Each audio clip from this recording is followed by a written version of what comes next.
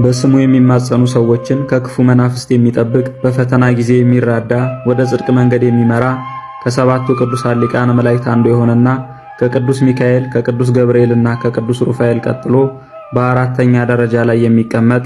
ሰማዕታትን በመከራቸው ጊዜ የሚያጸናቸውና ተጋድሏቸውን የሚያስፈጽማቸው ለአባታችን ለኖህ ከጥፋት ውሃ የሚድንበትን መርከብ እንዴት መስራት እንዳለበት ያስተማረው ለነቢዩ ዕዝራ የተሰወረ ምስጢርን የገለጸለት ስልጣናት በተባሉት በአስሩ የመላእክት ነገድ ላይ አለቃ ሆኖ የተሾመ ጌታችን ለፍርድ በሚመጣበት ጊዜ ቀንደ መለከትን እየነፋ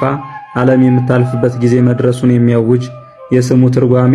እግዚአብሔር አለቴ ነው ወይም እግዚአብሔር መሰረቴ ነው ማለት የሆነ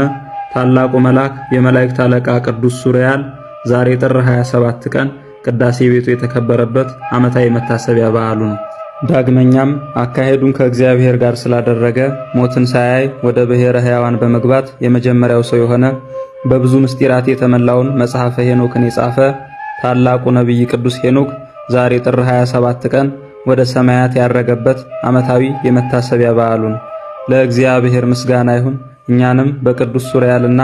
በቅዱስ ሄኖክ ጸሎት ይማረን ይቆየን።